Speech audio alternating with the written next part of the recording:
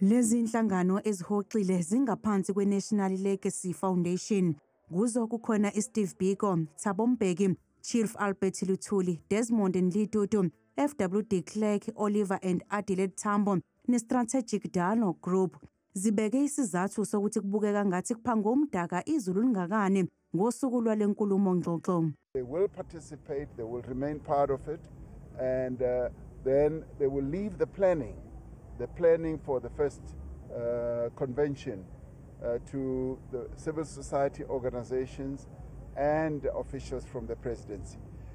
From what I gleaned, there was nothing political about it, there was nothing askew about it. It was just the issues of, are we as prepared as we should be? Umengameli ubekhuluma emva kokwethula umklamo wesikhungo sokuhlanza amanzi seRand Water emfuleni iZakkerbosch Water Treatment Work System.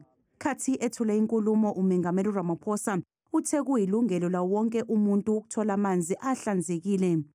In the end, clean water is not just a luxury, it is a right. Poor water quality leads to public health crises, economic hardship, and a breakdown of confidence in our institutions. We are therefore determined as a government to make sure that in the end we deliver water of a high quality.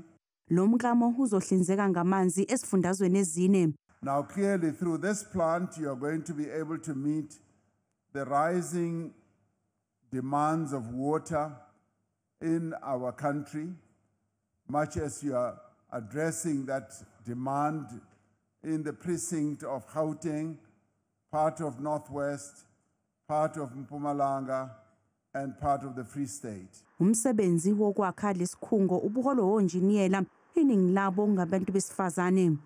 It is truly outstanding that the women of our country, young black women of our country, have taken the lead when it comes to water provision. Lo mklamo we-Station 5A Water Purification Plant udle imali engu-500 billion amarandi.